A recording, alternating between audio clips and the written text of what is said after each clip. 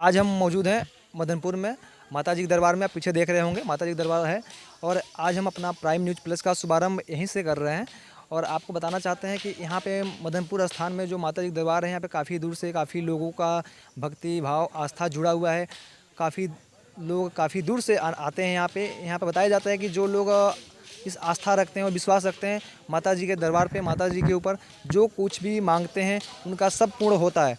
तो आज यहाँ के जो पुजारी हैं, जो यहाँ पे कार्यकर्ता लोग हैं, उनसे हम जानने का प्रयास करेंगे कि यहाँ पे कितने सालों से, कितने वर्षों से लोगों का आस्था जुड़ा है, यहाँ पे क्या खासियत है। यहाँ के जो महाराज जी लोग हैं, ये माता मदनपुर जी का जो स्थान है, एक कैसे फेमस है और यहाँ पे क्या खासियत है, यहाँ पे कितने लोग, कितने दूर से लोग आते हैं, इनका जो आस्था और विश्वास है, किस प्रकार से आस्था और विश्वास है। महाराज जी का नाम है आपका? मनोज तिवारी। अच्छा, तो जो माता जी का जो स्थान है, यहाँ पे कितने दूर से काफ़ी लोग आते हैं, बहुत आस्था और भक्ति भाव लेके। क्या उनके बारे में कुछ कहना चाहेंगे आप? हाँ, कहना ये चाहेंगे कि जो आदमी यहाँ अपना मन्नत को मान लेते हैं कि हाँ हमारा ये काम हो जाएगा, हम चल करके वहाँ माँ को कपूर जलाएंगे, अगरबत्ती बारेंगे, चाहे प्रसाद चढ़ाएंगे, तो जब मनोकामना माँ पूर्ण कर देती है तो वो लोग आते हैं। और बहुत श्रद्धालु यहाँ आकर के अपने श्रद्धा से, प्रेम से और सबको भी सेवा करते हैं और मतलब हर प्रकार से वो पूजा पाठ बढ़िया से करके वो लोग जाते हैं, उनका भी मनोकामना पूर्ण होता है। सबसे पहले बात,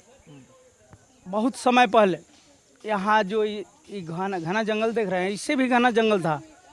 तो आपको मालूम है कि जब जंगल नज़दीक रहता है, गांव के आसपास रहता है, तो गांव से, जंगल से लकड़ी लेना, साग लेना, सब्जी लेना, सब जंगल में मिलता है, सब लोग आते हैं। तो स्त्रियों का, लड़कियों का झुंड था, 10-10, 12-12 करके झुंड था। वो लोग आती थी साग के लिए। तो 2 लड़की पीछू आ गई, यानी कि साथ छूट गया। तो जब दोनों लड़की जंगल में आई तो माँ अपने बाल को बिखेर करके रास्ते में बैठी थी। माँ बुलाई दोनों बच्ची को, बोली जी हाँ हो तुम लोग। आई माँ बोली कि देखो इसमें ढील हो गए हैं, जू हो गए हैं, इसको निकालो तुम लोग। दोनों लड़की निकालने लगी। निकालते निकालते शाम हो गया। तब दोनों बच्ची बोली माँ से कि अब हम लोग घर जाएंगे तो हम लोग का डांट सुनना पड़ेगा, बोली सुनना पड़ेगा। का हम लोग लेकर के जाएंगे, लकड़ी लिए हैं ना साग लिए हैं। माँ बोली घबरा मत, वहाँ देखो साग रखा है, जिसको जितना इच्छा करे अपने इच्छा के अनुसार बांध लो। दोनों लड़की अपने इच्छा के अनुसार साग बांध ली। आगे आगे माँ पीछे पीछे, दोनों बच्ची लेकर के माँ जाने लगी। जब गांव दिखाई देने लगा तो माँ बोली कि अब तुम लोग का गांव दिखाई दे रहा है, अब तुम लोग जाओ। जब दोनों लड़की 8-10 स्टेज आगे बढ़ी तब माँ बोली अरे कुछ मांगना है तो मांग लो। वो क्या जानती थी कि ये माँ है, दोनों बच्ची नहीं जानती थी।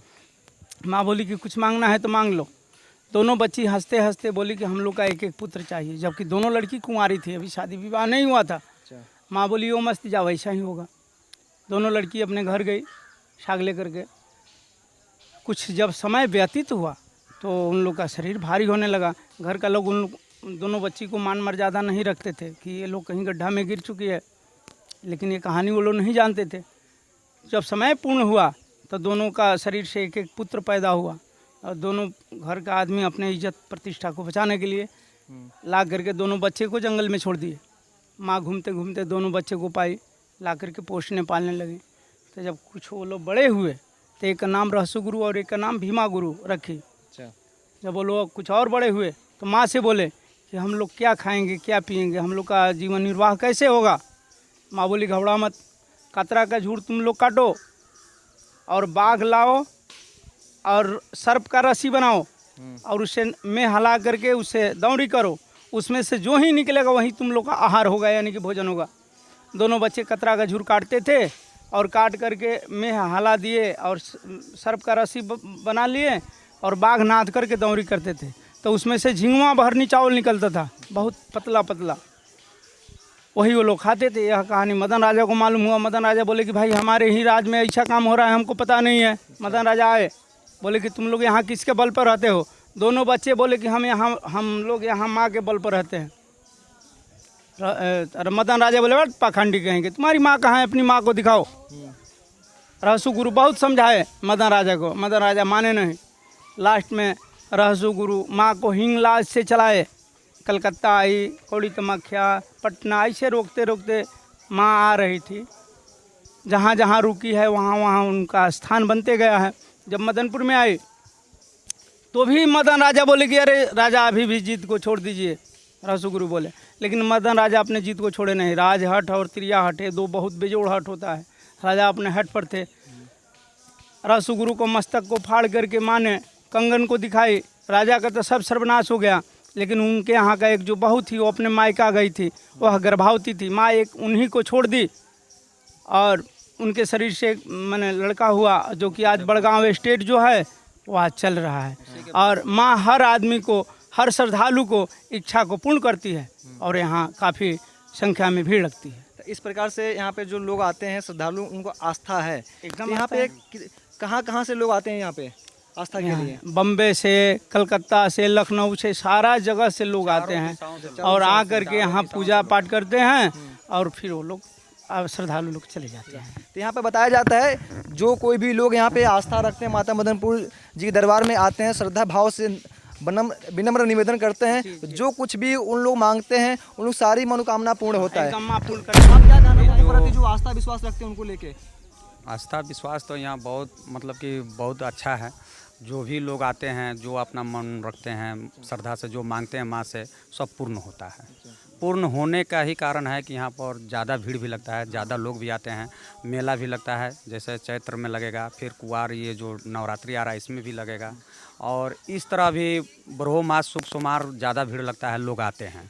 बताया जाता है यहाँ पे एक नवरात्रि में बहुत ज़्यादा इतना ज़्यादा भीड़ होता है, इतना ज़्यादा क्राउड होता है, यहाँ पर लोगों को चलना भी मुश्किल हो जाता है। तो क्या इस प्रकार से इतना ज़्यादा क्राउड होता ही है? हाँ जी, भीड़ तो लगता है, भीड़ बहुत ज़्यादा लगता है। भीड़ तो इतना ज़्यादा लग जाता है कि जो आप मतलब कि वहाँ गेट पार किए हैं उसके तरफ भी पूरा जो मेन गेट है, गेट पार होने से पहले अंदर इतना ज़्यादा क्राउड होता है। इधर तो बहुत ज़्यादा भीड़ हो जाता है। सालिकपुर से लगा लीजिए, मदनपुर से लगा लीजिए, पूरा लोग लगे रहते हैं। आदमी पैदल नहीं हिल पाता है, इतना क्राउड है। हाँ, उस दिन पूरा दिन गाड़ी बंद रहता है। ये मतलब मेला कब लगता है?